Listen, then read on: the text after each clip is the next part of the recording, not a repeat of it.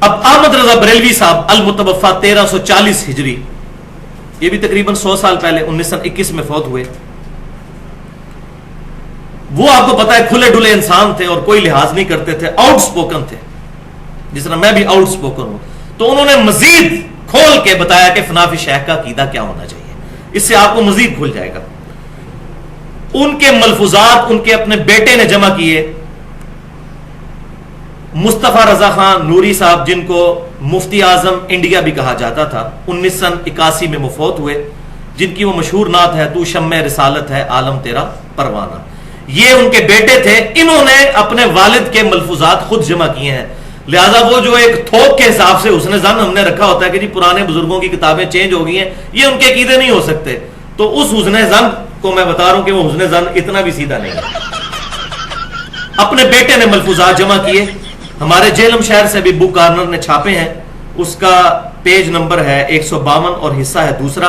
اور یہ ملفوظات اعلی حضرت .net ایک ویب سائٹ ہے بریلی کی، خود ان کی اپنی جو لڑی آگے چل رہی ہے ان کی اپنی ویب سائٹ، اس پہ بھی اس کی سافٹ کاپیز رکھی ہوئی ہیں. کوئی چینج نہیں ہے جو میں پڑھنے لگا ہوں.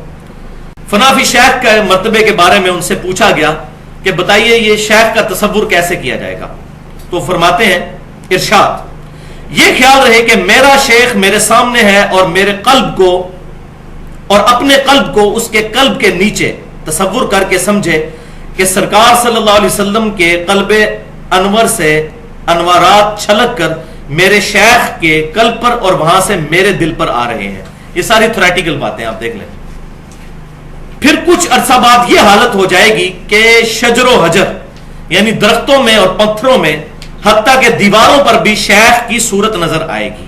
وہ کہتے ہیں ہر جگہ آپ کو شیخ پھر نظر آنا شروع ہو جائیں گے، یہاں تک کہ نماز میں بھی جدا نہیں ہوگی. وَلِعَاذُ بِاللَّهِ تَعَالَى. پھر ہر حال میں اپنے ساتھ ہی پاؤ گے.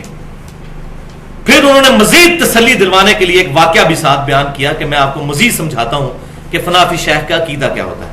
وہ کہتے ہیں کہ سید عبد العزیز دباغ، یہ وہ صوفی ہیں جو دیوبند اور بریلویوں کے مشترکہ بزرگ ہیں. ان کے ایک مرید تھے سیدی احمد. ان کی 2 بیویاں تھیں. اب مجھے شرم آ رہی ہے واقعہ بھی بیان کرنا. تو فرمایا اپنے مرید سے کہ تم نے رات کو ایک بیوی کے جاگتے ہوئے دوسری بیوی کے ساتھ کیوں ہم بستری کی؟ ایسے مت کیا کرو.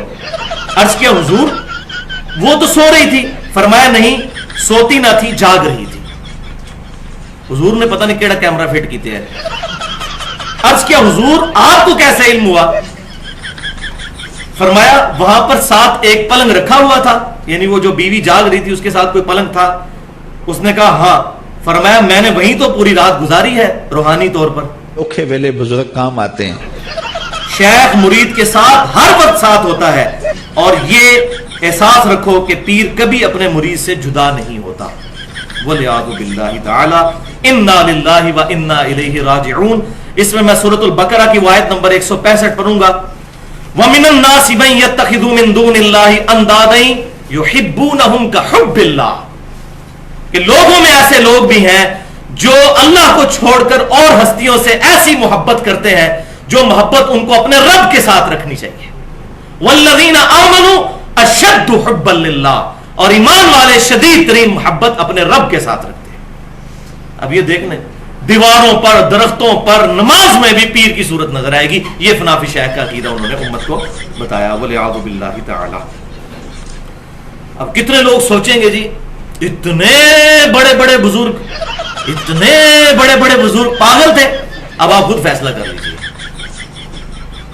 ان کو بچانا ہے تو پاگل ہی ڈکلیئر کریں. کوئی پاگل ہی ایسی بات کر سکتا ہے. اگر انہوں نے جان بوجھ کے کی ہے پھر وہ پاگل نہیں تھے، پھر کچھ اور ہی تھے. تو اس پر میں نے مسئلہ نمبر 71B کے نام سے ایک گفتگو کی ہے، تقریباً 2.25 گھنٹے کی. انڈیا پاکستان کے بزرگوں کی 19 گستاخانہ عبارتوں کا تحقیقی جائزہ.